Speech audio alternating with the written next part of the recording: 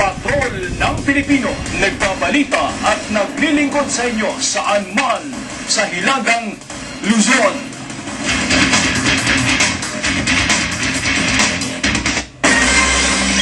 Inatid na sa huling hantungan ang batang namatay matapos madamay sa pamamaril sa isang kapitan sa lalawigan ng Abra. Nagpapatrol, Mayra Walis. Emosyonal ang pamilya Benedito ng Bangged Abra. Ito na kasi ang huling beses na masisilayan nila ang 14 na taong gulang na si Perry Carr. Ilang beses siyang pinagmasdan, iniyakan at hinagkan ng amang si Gary. Ang nagdadalang hati at nasasaktan na ang aming pamangkin, isang inosenteng bata ay naging biktima ng patuloy na kultura ng violence ng probinsya ng Abra. Sa simbahan, inalala ng kanyang mga kaibigan at guro ng Divine Word College of Bangged ang kanilang masasayang alaala.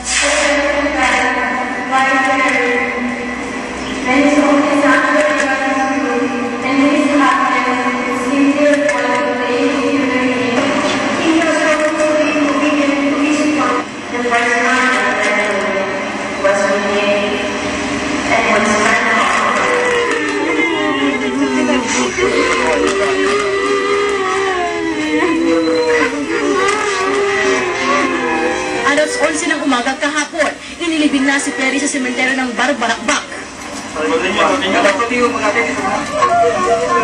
Hiling nila, maigawad ang tunay na hustisya. Hindi na sana siya na ang pinakahuling inosente at bata na madamay sa ganitong kultura. March 18, binaril si Takip Dolores Barangay Captain Loreto Barbosa sa Bangged Abra. Sa pamamaril, tinamaan ng ligaw na bala si Perry. Noong mga panahon na mangyaring insidente, nandito raw sa internet shop na ito si Perry para magpa-download ng game sa kanyang PSP. Pero habang naghihintay, nanonood raw siya sa computer na ito at nagkakaputukan naman sa labas. Nang makarinig ng putok, napatayo itong si Perry at natamaan na ng bala sa kanyang kanang sintido. March 23, nahuli ng Abra PNP ang itinuturong driver umano ng ginamit na motor sa pananambang na si Jomar Bergonya. March 26, nang mahuli ang 18 taong gulang na gunman na si Junel De Mesa. Nakakulong na sila sa Abra Provincial Jail at nakaharap sa kasong murder, homicide at double frustrated homicide.